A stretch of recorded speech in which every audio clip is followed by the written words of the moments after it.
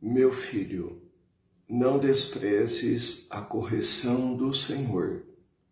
Não desanimes quando ele te repreende, pois o Senhor educa a quem ama. Carta aos Hebreus, capítulo 12, versículos 5 e 6. Esse texto, queridos irmãos e irmãs, nos ajuda a entrar em sintonia com o evangelho desse final de semana, que tem como objetivo nos ensinar a exercitar a correção fraterna. O evangelho desse final de semana é de São Mateus, capítulo 18, versículos 15 a 20. E a primeira coisa que nós temos que levar em conta é que o capítulo 18 de São Mateus é um capítulo escrito para a vida da igreja, para a vida na igreja, em comunidade. Como Jesus, no versículo 7, já havia nos alertado que não há possibilidade de você ter um grupo humano onde não haja escândalo, onde não haja falha, onde não haja erro. Exatamente assim a igreja também se encontra com essa possibilidade de que existam pessoas dentro dela que possam errar. E ao errar, provocar perda de fé em outras pessoas. Então, Jesus é muito realista nesse sentido. O escândalo sempre será possível onde há o ser humano. O erro, a falha sempre existirão. Por causa disso, é necessária a correção fraterna. Essa é a questão, não é só correção, é uma correção fraterna. Então, Jesus começa dizendo que, na verdade, ele vai nos fazer aqui uma proposta de 4 passos. O primeiro passo é, se o teu irmão pecar, vai corrigi-lo. Vai corrigi-lo a sós. O primeiro passo da correção fraterna é um diálogo sincero entre eu e a pessoa que errou. Só nós dois, eu e ela. Não é bom, não é, na verdade, nada construtivo, não funciona corrigir a pessoa em público. É preciso que essa correção seja feita no segredo, no íntimo, num espaço onde só esteja você e a outra pessoa. Talvez ela não aceite ser corrigida, talvez ela não admita os erros que ela cometeu. Aí vem um segundo passo, uma segunda tentativa. Se a pessoa não te ouvir, se o teu irmão não te ouvir, toma contigo mais 1 ou 2 pessoas para ajudar a convencer essa pessoa que está errando a rever as suas atitudes. Então, quando eu não consigo convencer a pessoa, quem sabe eu encontre na igreja, na comunidade, uma ou outra pessoa que me ajude a ajudar o irmão a reconhecer que ele está errando, que ele está tendo atitudes que vai fazer mal para ele e para quem está perto dele, consequentemente para a própria igreja. Bom, infelizmente pode ser que esse segundo passo também não funcione. A pessoa está obstinada no erro dela. Ela não tem humildade para reconhecer o erro, a falha que ela está cometendo.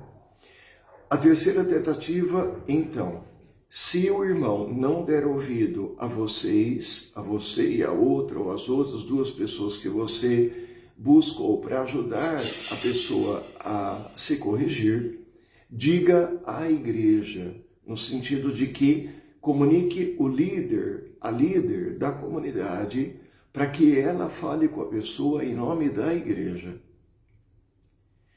Infelizmente, talvez nem essa terceira tentativa dê certo. Então, só existe uma saída. Se nem mesmo a igreja, o irmão der ouvido, trata-o como um pagão, ou um pecador.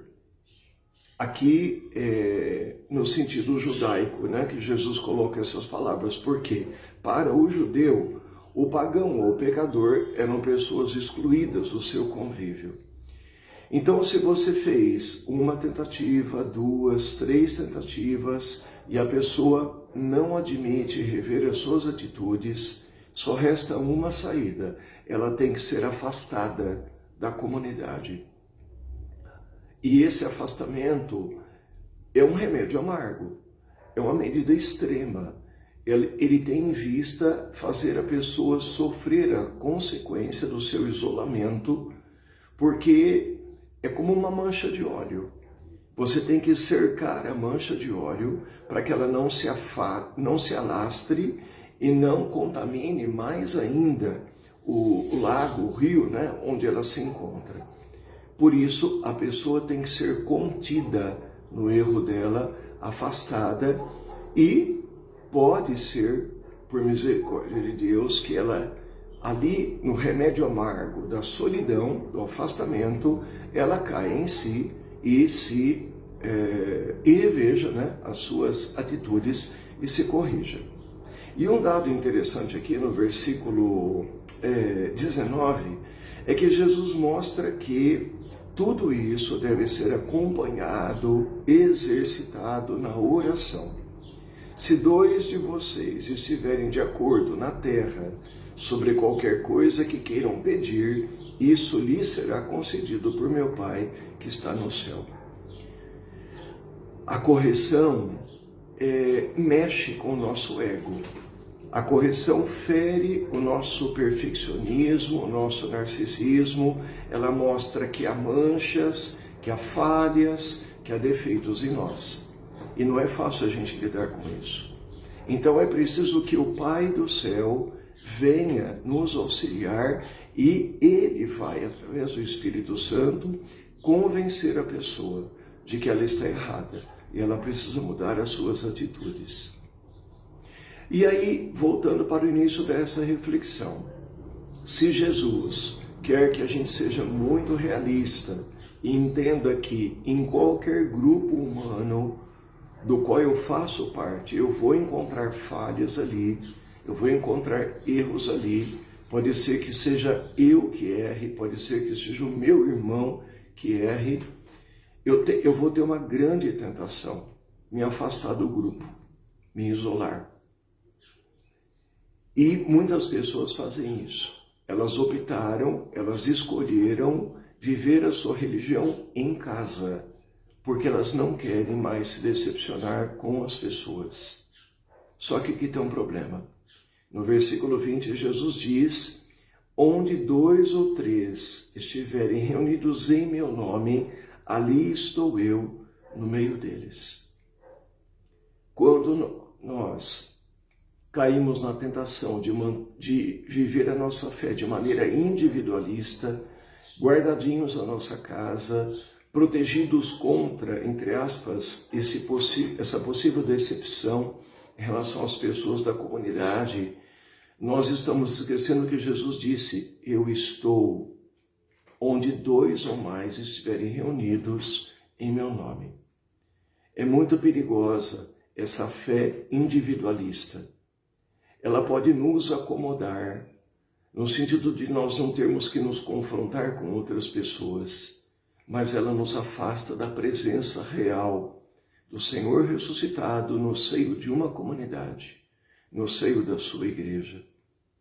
Portanto, pensando nessa questão da correção nesse final de semana, ela também vai aparecer no texto do profeta Ezequiel, onde Deus dá uma missão difícil para Ezequiel. Ezequiel, você precisa advertir as pessoas que estão errando, porque elas vão se destruir no erro delas. E se você não adverti-las, eu pedirei contas a você da vida dessas pessoas.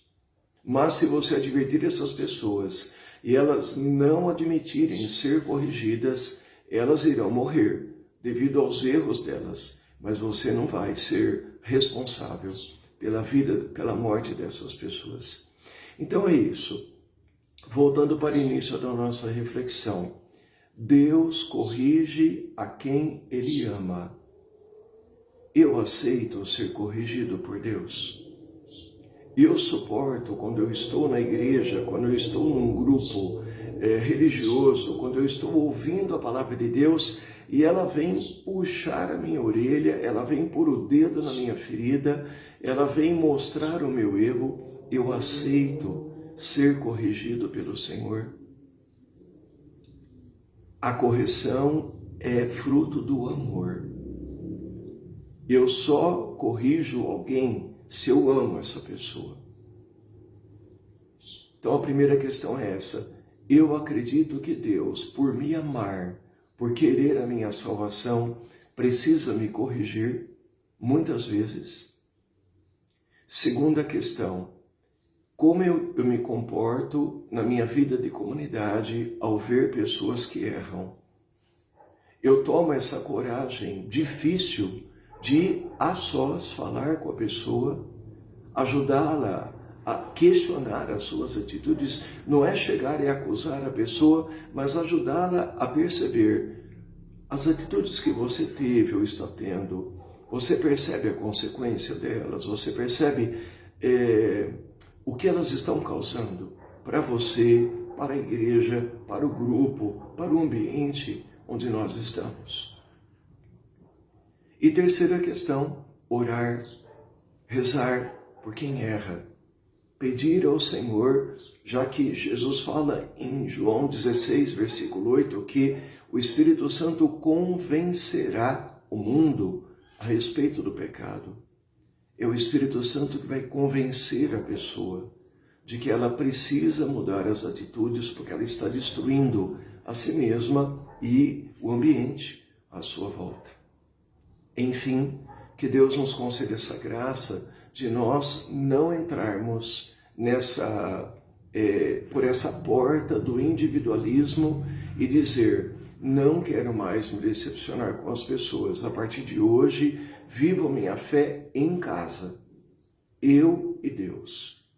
Como eu disse, isso pode acomodar, isso pode ser muito mais cômodo para a nossa fé, mas ela nos afasta do Senhor ressuscitado, que está presente onde 2 ou mais estão reunidos em seu nome, na vida comunitária, na vida da igreja, apesar das suas falhas, dos seus erros humanos.